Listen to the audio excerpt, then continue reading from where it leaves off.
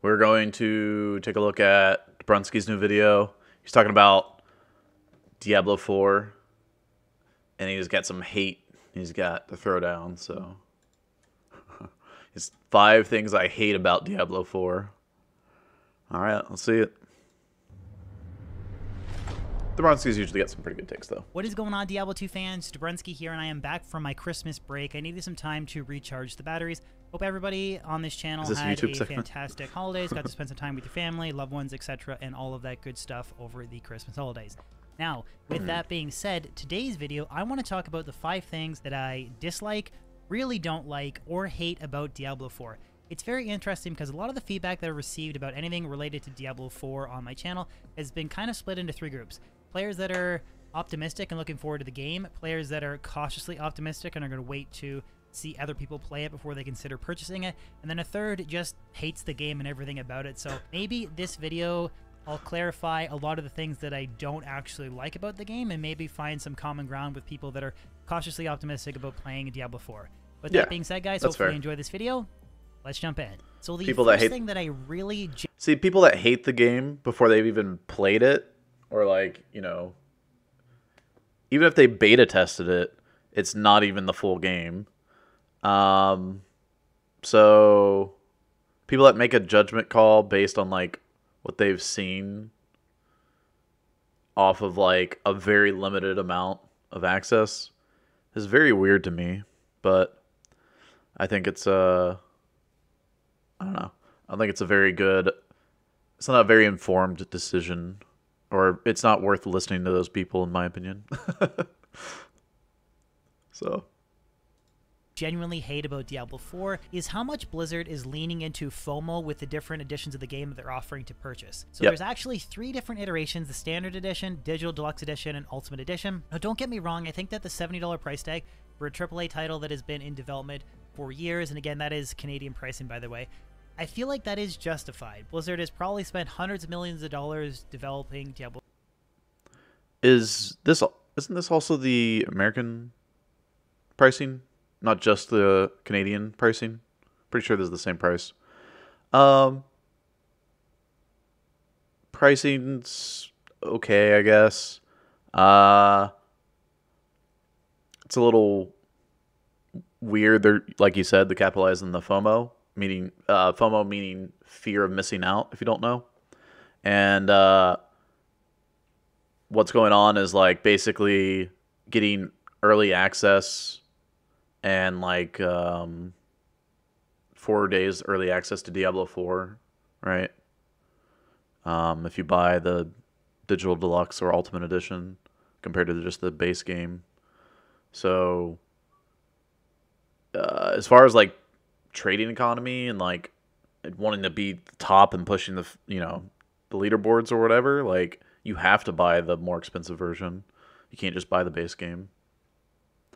So before they're committing to updating it with new content, I feel like that's a fair price. People might argue otherwise, but where I really disagree, kind of slash hate, is how they're using FOMO to sell up to 4 days early access of Diablo 4, Temptation Mount, Hellborn, Carapace, Mount Armor, Premium Season Battle Pass, Accelerated Season Battle Pass perks, Wings of the Creator emote in the Digital Deluxe Edition and Ultimate Edition for an extra $20 or $30. There's going to be a ton of people that are really hyped to play Diablo 4 that are probably going to get sucked into paying another $20 or $30 to have access to play the game 4 days early with their friends. Now, I'm kind of a... So from a player standpoint, that seems bad. From a... yeah. Okay. So from a player standpoint, that's bad. From the developer and like releasing with like as little... with having less server problems, I guess, since Blizzard's been known to have server problems on their game releases, this seems like maybe one of their band-aid fixes for it. So there's like 2 sides to this coin, right? Like you better put yourself in their shoes to see like why they're doing something like this. And so and then including like these other random items in other games, like I guess is to try to get people that aren't playing those other games maybe to try them out. since they got something cool from it. But honestly, I'm not going to be playing WoW, so I'll never see whatever mount or whatever that crap is. I'm not planning on playing Diablo 3. So, yeah. Yeah. It's not, stuff that's not in Diablo 4 is just kind of weird that you're buying something that's not in that game that you're buying. So, oh well. Realist here with the first 4 days, I'm assuming, are probably going to be pretty rough server-wise. So whether or not you spend an extra $20 or $30, I haven't watched this video. I don't know, that's up to you. But I really feel like kind of leaning into that fear of missing out is not very genuine in my opinion. I do actually think that the core game is good. Why not just kind of bank on players enjoying the core game and then wanting to support it and going to an optional cosmetics tab to purchase whatever they want when they want, and not spending an extra $20 or $30 because they fear that they're going to miss out on some new perk. I just don't really like it, and I actually kind of hate it, to be honest. So I want to talk about the Battle Pass and the additional perks from purchasing a Battle Pass next. So this is kind of tying into the first point. I'm not a big fan. I don't absolutely hate the Battle Pass, but I definitely genuinely don't like it. Now, they have committed in previous blog posts stating that... So Battle Passes are weird. And the reason why I think it's not really great that Blizzard's doing a Battle Pass is because they already have a game they're buying. Games that have Battle Passes, like Rocket League, Fortnite, they are free to play. And so, like, they have a subscription base with the Battle Pass, right? Diablo is trying to not only sell a game, but also do a Battle Pass. So, it's, yeah, it's a bit of a money grab, right? It's just, I don't know. It's literally just trying to get more money. But, yeah, it's kind of like WoW, right? Exactly. WoW, you have to buy the game, and then also... Wait, is there a Battle Pass in WoW? I don't even know. I don't think there's a Battle Pass in WoW. But so you have the game you can buy, cosmetics you can buy, and a Battle Pass. So, you got a sub. I guess that's true. You're paying for a subscription every month. Huh. Interesting. Jim React's awesome. What's up, Diablo? Yeah, that's true. So yeah, you do have to pay for the game and subscription every month. That's a good point. I mean, if you could, like, people are playing the crap out of WoW. MMOs traditionally always have. Yeah, and that's the thing. Like, it's going away from ARPG and into, like, MMO. Like, it's an MMO ARPG. And I don't know. Like, this is just weird. You're, like, bringing all the paying, like, all the things you have to buy in an MMO into an ARPG. So, it just seems like, you know, I mean, great business decision by Blizzard to, you know, try to grab as much money as they can. And this game seems like it's going to be good, but it's just, yeah. It's going to be a lot of ways to spend money on a game. I personally won't be buying, like, cosmetics. It's just not, I don't know.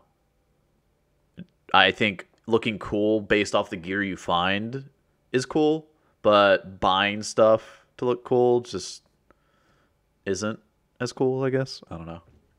So. That all of the gameplay content will be available for free. So even if you don't spend the $10 to purchase the premium battle pass, you'll still get like some minor cosmetics and a few like gameplay like boosts you'll be able to earn during the course of that experience. Wait. So does that mean there are other gameplay boosts that are not?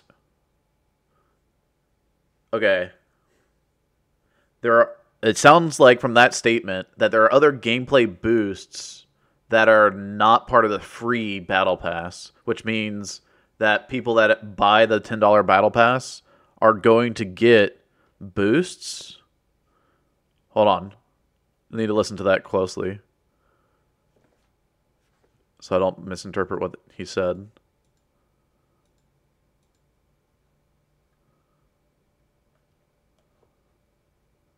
For free. So even if you don't spend the $10 to purchase the premium battle pass, you'll still get like some minor cosmetics and a few like gameplay boosts. A few gameplay boosts. So not all the gameplay boosts. So that means you're going to get more boosts from the paid battle pass. That's what it sounds like. Why are you saying no, Hurt?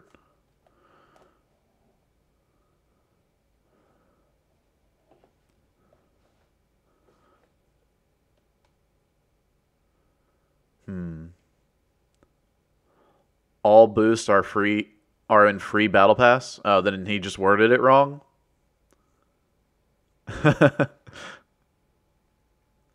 That's definitely a bad wording because he said a few boosts. But yeah.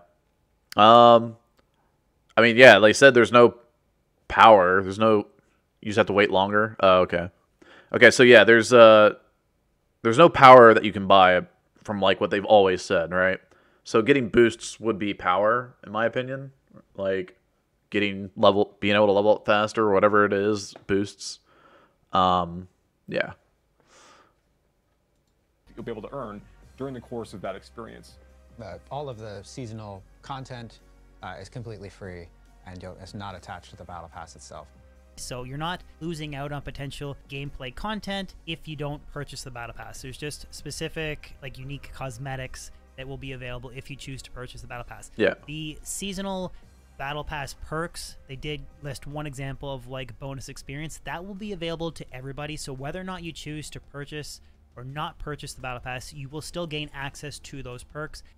I'm not a big fan of the perks in general. Like I think it's weird just getting extra experience bonus to level characters faster so you can get like a second or third or fourth character up to a higher level faster. I don't really like that, or like the skipping content that's been seen as well, like be able to skip a tier, whatever. I don't like that in general, but at least. So I kind of understand where he's coming from. He doesn't like the XP thing. I think the thing about it is like if you have an XP bonus for like an hour or something, it encourages you to play for that hour. It's kind of what battle passes are meant for, is like you progress through the battle pass, so it encourages you to play the game at least throughout the month. And then within the battle pass, like having boosts to encourage you to play the game like for a certain amount of time at least. I don't know. I don't hate it. I think it's fine. Like a game encouraging you to play their game is fine. The game needs to be good for you to actually want to play the game. The content needs to be good. But having something or like an incentive to like play the game seems fine to me. I don't know. I guess like some people that have like families and they use their XP boost for that hour, and then like all of a sudden they have to take care of their baby that's crying or whatever. Like they woke up from a nap. That sucks, but like, I mean, that's a very situational thing. I don't know. At least it's available to everybody and it's not locked behind a paywall, but I still think that they're sort of preying on that fear of missing out. Like there's really cool cosmetic that's he's harping on the FOMO. If they choose to purchase the battle pass, again, sort of similar to if you purchase the digital deluxe edition, you get an extra 4 days to play the game ahead of everybody else. I don't like the preying on fear of missing out to purchase something. Just make it so that if people want to purchase that cosmetic skin, they can go to the shop and they get whatever they want to. Just don't prey on FOMO. I don't like it. So I want to talk about trading next. What'd you call me? Definitely by far the most divisive issue for the D2 community, at least when it comes to Diablo 4. Now, if I had to pick a side, I would prefer unrestricted trading. That would be my ideal goal. Unrestricted trading with no bots, no real money trading websites, no external websites like D2JSP using Forum Gold. That would be ideal. But we don't live in an ideal world. And a lot of those issues like real money trading sites, botting, external forums. Well, here's the thing. In MMOs, you usually have an auction house. So I haven't seen anything about an auction house in Diablo 4. When they did an auction house in Diablo 3, they had a real money transaction auction house, which was awful. And then the other thing is that you only traded for gold, which I don't know, like gold needs to have some sort of value if it's going to be the, thing you trade for. Like the reason it works in WoW is because you don't get like billions of gold like you do in Diablo 3. And I guess like back when you were trading for gold in Diablo 3, you weren't getting billions, but I don't know. It's kind of weird. Like, gold didn't really have like a full on. It didn't have like a full value in the game, really, other than like repairing items back then, from what I can remember about Diablo 3. Yeah, gold still doesn't have a true value in the game. In Diablo 2, gold has a very low value as well. They've just done a really poor job of making gold have a value in the Diablo games. But in WoW, it seems to do pretty well as a trade value. I don't know. I haven't played much WoW, so I can't really say that. But it seems to work in WoW. So I guess we'll see if like the value of gold for trading is worthwhile, it being the trading, thing. And if that's the case, then why would not have an auction house at that point? Because then you can just price things in gold. Yeah, I don't know.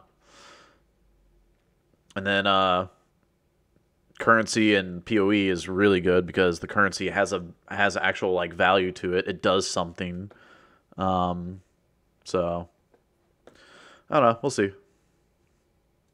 Of trade will all come with completely unrestricted trading. So that's definitely. I don't know why I paused on that site, but like that's a real money transaction website, I think, which is just annoying. Like that those become popular use due to how Diablo creates their game. Like, so SOJ currency is not the main currency.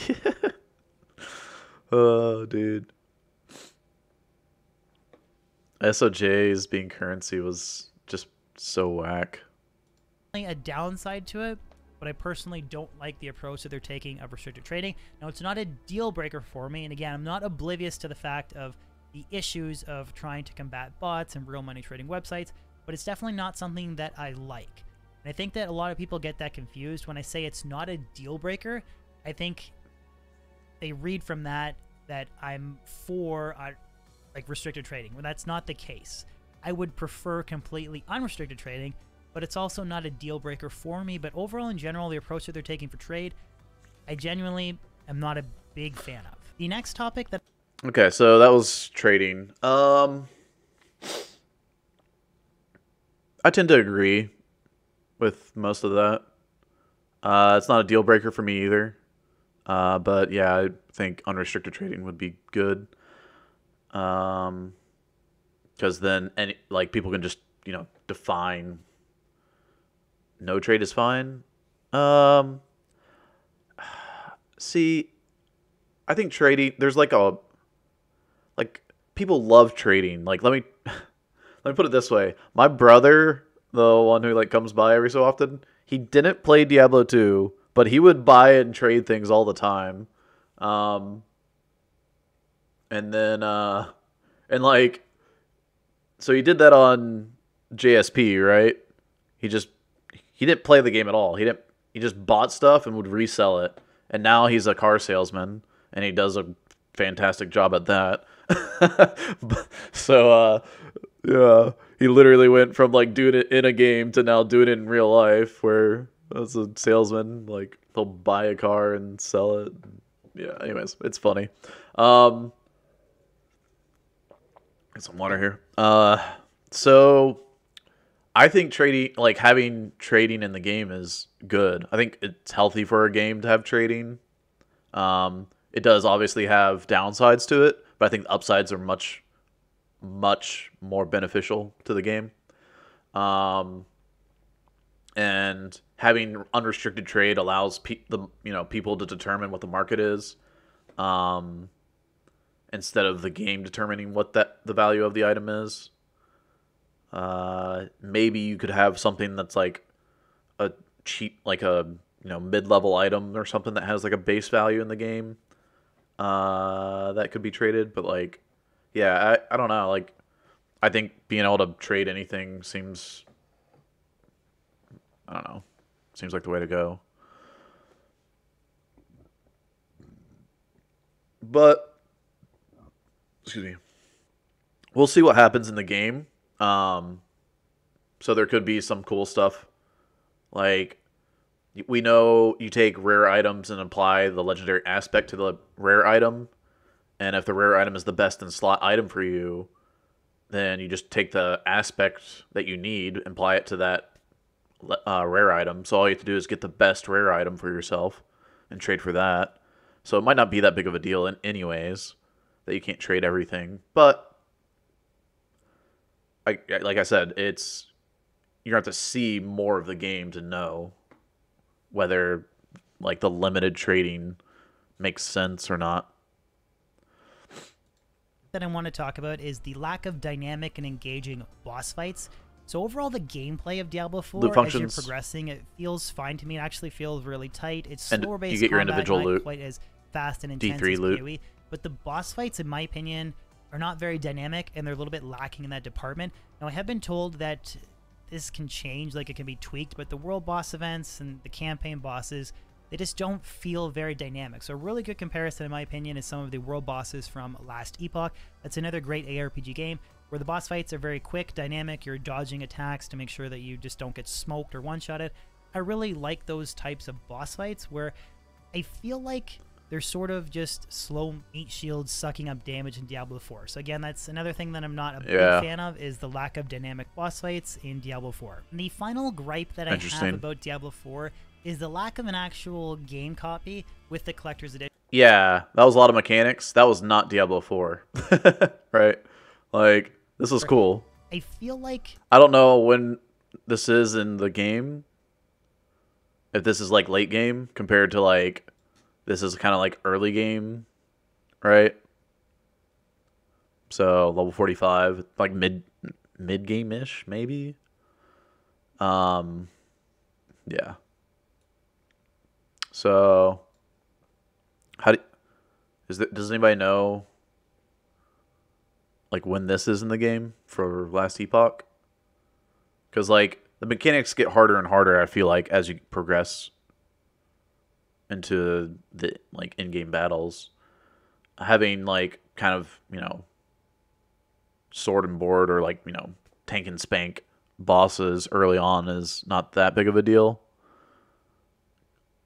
Because you look forward to like having the late game event or, the mechanics in a late game boss fight more so than the early game. But it is good to have a fun early game so you can actually get to the late game without being bored. Our events. You just don't get smoked or one-shotted.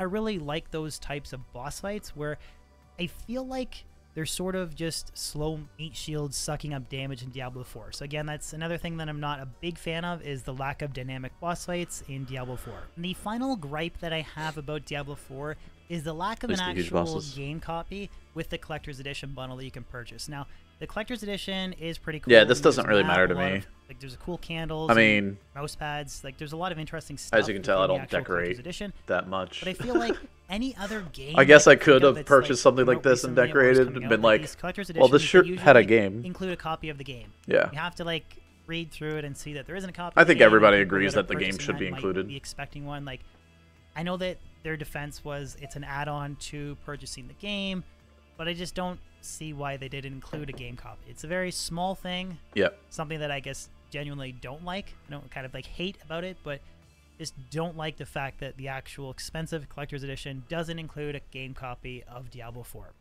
Yeah. With that being said, guys, that wraps up my video of the 5 current things that I dislike, really don't like. Like, how hard is it for them to print another game code, right? Like, that probably takes them, like, pennies, you know, to do something like that.